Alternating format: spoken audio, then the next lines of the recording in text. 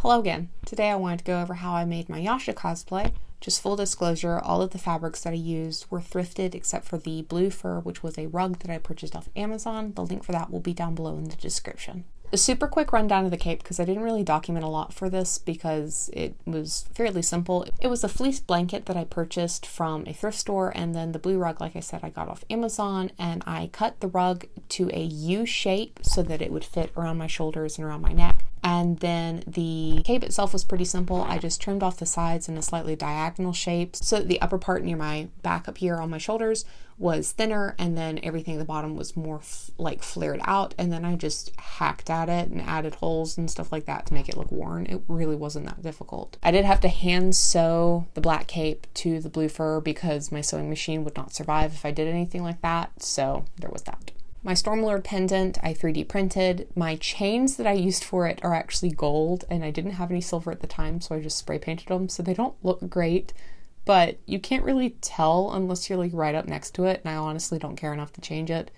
For the back of the Stormlord pendant so that it can actually attach to stuff, I just hot glued some pin backs to it, and then I just like attach it to a belt if I need to. I modified Yasha's shirt pattern by taking an old leotard pattern and then just kind of hacking it up a bit. I do kind of wish that I had made it longer in the end. I wound up cutting it kind of a little bit shorter because I wasn't sure if I would have enough of my grayish fabric, but I did, oh well, you live and learn. I had to use 2 layers of the gray fabric because it was super duper sheer, and underneath all of that I actually used my mock-up for the lining of the entire thing because you can't see it, and it was a really thick cotton, so it would hold the whole thing together. I took the upper part of my grayish fabric was actually a curtain that I had purchased, so it had like these really nice hemmed edges, and I just cut all of those off and I braided those together for the loop around my neck as well as the loop around my dress. I also used the hemmed top that was used for actually putting it like on the rod itself to hang for the curtain rod, and I used that for the center and the sides that is braided. Other than that, literally everything is thrifted or from my closet. The pants themselves were something that I found. I didn't really want to have to make pants, and I didn't really want to make something that had the braids on the side, so I just wanted something that was the same general color.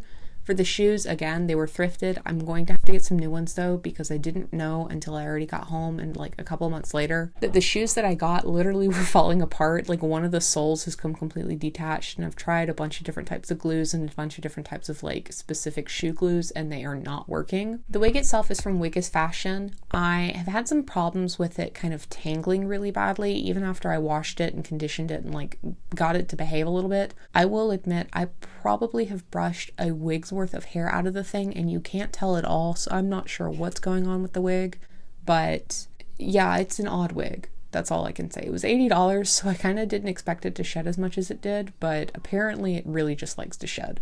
For her swords, I made the patterns in Manga Studios because that's just the software that I had, and then I upscaled them in Adobe Photoshop Elements to the sizes that I want. I printed them out, and then I used EVA foam and PVC pipe to make them.